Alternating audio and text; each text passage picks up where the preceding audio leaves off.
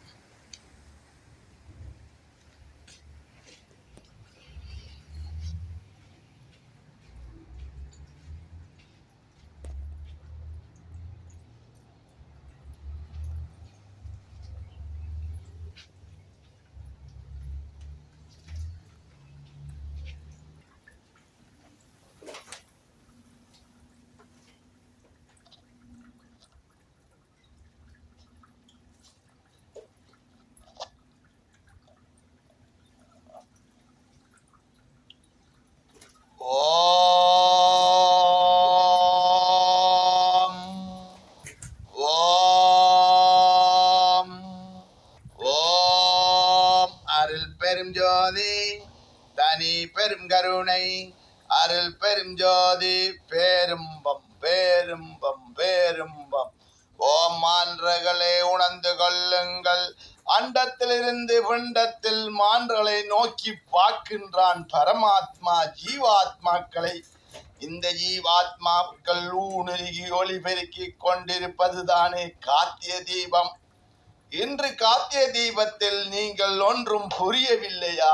பொய் சொல்லி கொண்டிருக்கின்றார்கள். ஆலயங்களிலும் எல்லா இடங்களிலும் பொய்களை சொல்வதனால் தானே பிரமாவையும் விஷ்ணுவையும் அடிமுடி தேட விட்ட போது பிரமா வந்து அங்கே அண்டத்தில் இருந்து புண்டத்தில் இருக்கும் மான்றலுக்கு சொல்லவில்லை. சிவனுக்கே போய் சொல்லும் போது நான் தாளம்பூன் சிவன் தலையில் இருந்து எடுத்து வந்தேன் என்று சொல்லும் போது விஷ்ணு வந்து பாதத்தை தேடி சென்றவர் மேலே வந்து காணவில்லை என்று சொல்லும் போதும், ஆனால் பிரமன் வந்து போய் சொன்னதை தாளம்பூவுடன் சேர்ந்து சொன்னதால் தாளம்பூ என்றுமே அவர் சிவனுக்கு வைக்க முடியாது என்று சொல்லியும் பிரமனின் தலையை பெய்து இங்கே ஆலயம் இல்லை அல்லவா? ஆனால் இங்கே மான்றகளே யோசித்துக் கொள்ளுங்கள். காத்திய தீபம் என்பது இன்று பிரம விட்ட வழியில் இருந்து பரமாத்மா பாட்டின் மண்டலம் என்றால் 14 மண்டலங்களோடு நோக்கி பார்க்கின்றான். ஒளி புலம்பா பார்க்கின்றான். உள்ளுக்குள் சக்கரங்களை இயக்கி கொண்டு ஆத்மா வந்திருக்குது அல்லவா? ஒளி மூலம்தானே. ஆதாரம் இல்லை, தொல்லை இல்லையடி. ஆதாரத்தை மூலம் முருகனை படைக்கும் போதும் அங்கே என்ன சொல்லுகிறான்? நான் ஒளி என்று சொல்லுகின்றான். இதைத்தான் அங்கே திருவெண்மலையில் நின்று கொய்த போது கலையை இன்று இங்கே உலகத்தில் இருக்கும் மான்றுகளே புரியும்படியும் உணரும்படியும் வந்து நபி ஈசா வந்து சொல்லி கொடுத்து தவஞ்செய்து உள்ளுக்கு ஒளிபெருக்கி விடும் போதும் நீங்கள் என்ன செய்கிறீர்கள்? அதை நீங்கள் தொடர்ந்து சரியை கிரியை யோகம் செய்தும் போது ஒளி புலம்பாக வந்து ஞானம் தருதல்லவா? உனக்கு ஞானத்தை கொடுப்பதுதானே சக்தி ஜோதி. ஞானம் என்பது அண்டத்தில் பிரமபட்ட வளத்தில் போட்டின் மண்டலங்களோடு இருந்து கொண்டு பிணைந்து கொண்டு அவர் செய்யும் போது இங்கு அவருக்கு எதிராக ஆலயங்கள் பொய் சொல்லுகின்றது, மான்றர்கள் பொய் சொல்லுகிறார்கள், தூதர்கள் பயிற்சி எடுத்தவர்கள் தான் தான் கடவுள் என்று நான் தான் கடவுள் என்று சொல்லிக் கொன்றும் நான் தான் இங்கே இருந்து எல்லாத்தையும் செய்கிறேன் என்று சொல்லுகின்றார். தூதர் இணைந்து கொண்டு பிண்டத்தில் இருக்கும் மான்றுகளை அண்டத்தில் அந்த ஒளிப்பிளம்போடு இணைத்து விட்டால் அங்கே சக்கரங்களுக்கு அங்கே ஒளியாக இருக்கும் போது உன் மூச்சு மாறுதல்லவா இடம்பலம் ஓடுவதை தூதர் வரும்போது வந்து இருந்த போது உன் மூக்கில் அங்கே ஒளிப்புலம்பாக வாசி காத்து வரும்போது சூடு வருகிறது, அங்கே இடம்பலம் இல்லை அல்லவா. ஆனால் உள்ளுக்கும் அங்கே ஊனுருகி ஒளிபெருகி கொண்டு சீரோவில் பூச்சியத்தில் ராஜா பேசுகின்றான். ஆனால் இன்று நீங்கள் என்ன செய்திருக்கிறீர்கள்? அங்கே மலேசியாவில் வந்து ஊழுவி அங்கே ஓடி திரிந்து உலக ஆலயங்கள் எல்லா ஆலயங்களையும் பிடித்து அங்கே பாடசாலைகளையும் பிடித்து மான்றல் கையில் கொடுக்கின்றான் இந்த வட்ட ஒளியை. இந்த ஒளி தொடும்போது அண்டத்தில் தான் இணையதொழிய பிண்டத்தில் இருக்கும் வெறும் மான்றலுக்குள் இணையவில்லை. இங்கே தூதர்கள் எல்லோரும் நான் தான் கடவுள், என்னிடம் தான் இணைகிறீர்கள், நான் தான் உன்னை அமைக்கின்றேன். அது அத்தனையுமே இங்கே இருக்கும் மனத்து குருமார்களும் எல்லாரும் அவர்கள் அங்கே தொட்டு உணர்த்தும் போது உன் சக்கரம் இணையும் போது அடியில் அடிமுடி காண்பதென்றால் உன் சக்கரம் இணைந்து அங்கே ஆத்மா வந்து இங்கே இருந்து இங்கே இருந்து கொண்டு பரமாத்மாவின் அங்கே இணையும் போது உன் பாதம் இருந்து உச்சி வரை அங்கே உள்ளுக்கு ஒளிப்பிளம்பாக 72 நாடியும் ஒளியாகவும் அங்கே உன் அனைத்து செல்களும் அங்கே மாற்றம் ஏற்பட்டு கொண்டு ஊனுருகி ஒளிபெருக்கும் போது நோயற்ற வாழ்வே குறையற்ற செல்வம் அல்லவா. நீங்கள் புரியவில்லை, புரிந்தும் உணர்ந்தும் ஆனால் பணந்தாலும் பிற்பாடு உன் ஈக்கோ இருக்கல்லவா. அந்த ஈக்கோ என்ன ஆனவங்களும் மாயையிலே சிக்கி நான் தான் கடவுள் என்று சொல்லிக் கொன்றும் இங்கே எத்தனை மான்றுகள் இணைந்து விட்டு பிற்பாடு பிரிந்து போய் நிற்கின்றார்கள். ஆனால் தவம் 5 தரம் செய்ய சொல்வது ஏனென்றால் எந்த நேரமும் ஊனுருகி ஒளிபெருப்பா இருக்க வேண்டும். அங்கே மோசஸ் சொல்லுகிறான், பச்சை மரம் எரியவில்லை, அது ஜோதியடா. அங்கே மோசஸ் சொல்லுகின்றான், அங்கே புல்லுக்கு மேல் அங்கே ஆத்மா இருந்தாலும் எரிதில்லை, அது ஒளி புலம்பு என்று சொல்லுகின்றான். அதனால் உங்களுக்குள் புரிந்து கொள்ள வேண்டும், அந்த ஒளி புலம்போடு இருப்பதுதான் காத்தியறிவோம். என்று எல்லா மான்றலும் இங்கே நியூசிலாந்தில் கூடுகிறார்களா? இல்லை, அங்கே தூதர்கள் அங்கே எல்லோரும் வரவில்லை. நியூசிலாந்திலேயோ மலேசியாவிலேயோ உலகத்திலே எல்லோருமே இந்த பொய்யை சொல்லுகிறார்கள். ஏன் பொய் சொல்லுகிறீர்கள்? மோசஸ் வந்தார், இயேசு வந்தார், முகமது நபி அங்கே ஹரிமனபாய் கோயில் பிடிக்கும் போது ஒளிப்பிளம்பாய் இருக்கும் போது முகமது நபி வந்தார். எல்லோரும் வந்து அண்டத்தில் அங்கே இணைந்தபடியே இங்கே இணைந்திருந்தார்கள் தூதர்கள். ஆனால் இப்போ நபி ஈசா வந்து உங்களுக்கு சொல்லி தொட்டு கொடுத்தும் உபதேசத்தை கொடுத்து வரும்போது எல்லோரும் அப்பா அம்மாவின் தாயாருக்கு வணக்கம், தந்தையாருக்கு வணக்கம் என்று சொல்லி எல்லா அப்பா அம்மாவும் சொல்லி கொடுத்து விட்டு அண்டத்தில் இணைத்து விட்டு விட வேண்டியதான். பிண்டத்தில் இருக்கும் மான்றவர்களை தன்னுடைய போட்டோவையும் காட்டிக் கொன்று அதிலே பிரிந்து கொண்டு சக்தி ஜோதி என்று சொல்லிக் கொண்டு திரிவதனால் எந்த பிரயோஜனம் இல்லை. எவரவர் தொட்டு விட்டாலும் அங்கே உன் முடிவு அண்டத்தில் எடுக்கப்படும். ஜீவசமாதி மகாசமாதி எல்லாம் அண்டத்திலிருந்து கணக்கு பார்ப்பார். தூதர் அமைதியாக இருக்கின்றார்.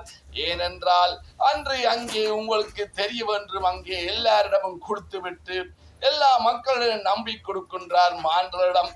ஏனென்றால் அண்டத்தை நம்பித்தான் உங்களை விட்டு விட்டு செல்லுகின்றார்.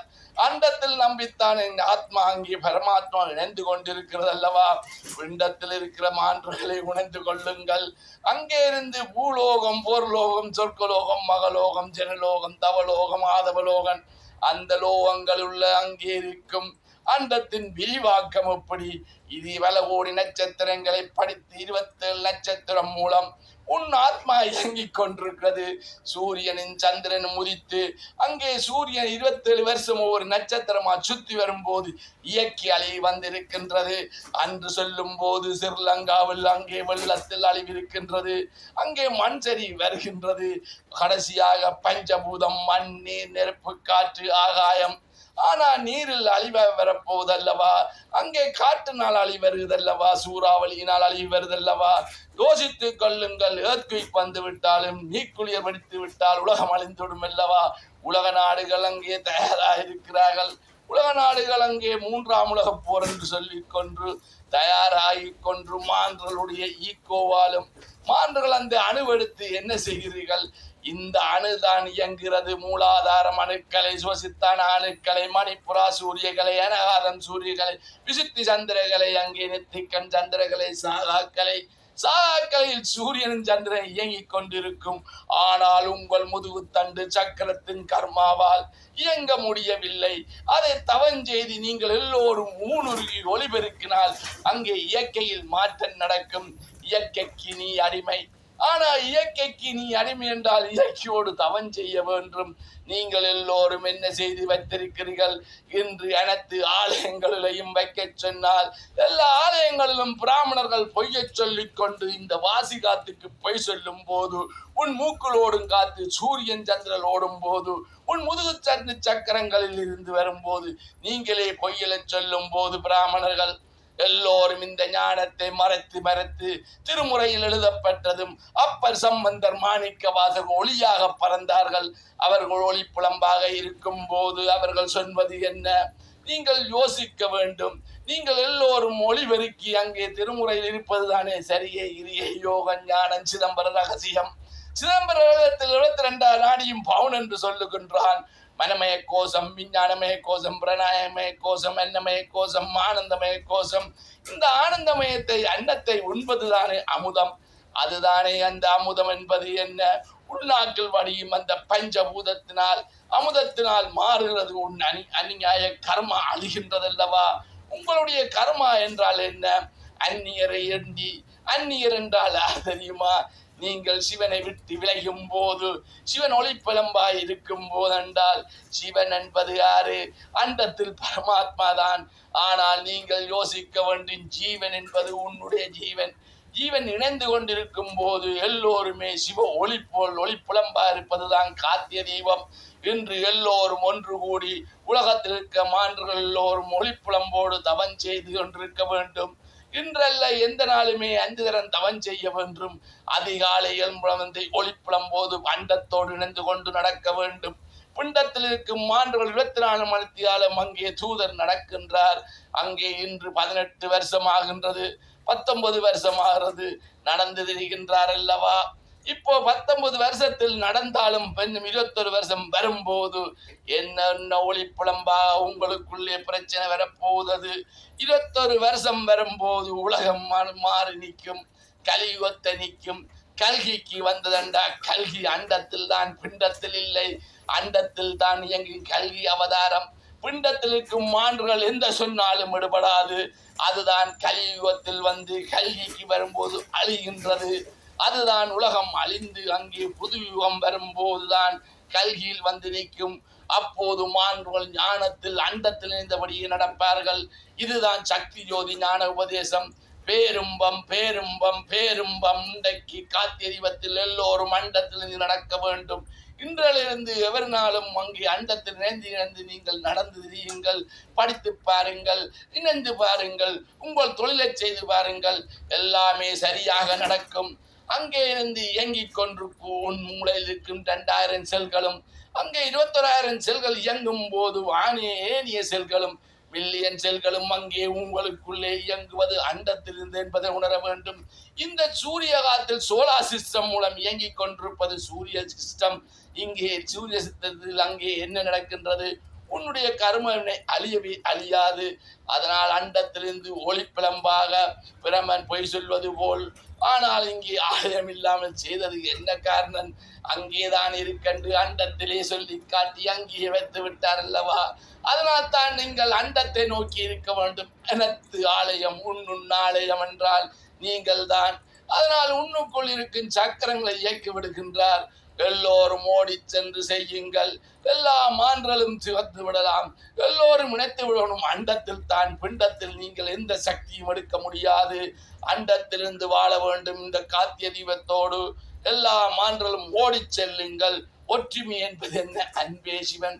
அன்பென்பது ஒன்றுதான், சிவன் என்பது ஒன்றுதான், பரமாத்மா என்பது ஒன்றுதான். நீங்கள் எல்லோரும் அன்பில்லையே தூதரோடையே சண்டை பிடிப்பீர்கள். இயங்கிக் கொண்டிருக்க நபி ஈசா வந்து சொல்லும் போது அவருக்கு எதிராக இயங்கி பிரிந்திருப்பீர்கள். இது எல்லாம் அண்டத்தை நோக்கி பார்க்கின்றான் அல்லவா? அண்டத்தில் நினைத்து விட்டால் அவரே உனக்கு பார்ப்பார். அவர்தான் உனக்கு ஜீவசமாதி தர வேண்டும். உன்னை இயக்கி நோயற்ற வாழ்வு குறையற்ற செல்வத்தில் இருக்க வேண்டும். 16 காற்றை மடக்குவோம். 16 காற்றை மடக்கி பூச்சியத்தில் ராஜா நடந்திருக்கின்றார். பேரும்பம் பேரும்பம். வெகு விரைவில் மலேசியாவில் வந்து இறங்குவேன். பேரும்பம் பேரும்பம் பேரும்பம்.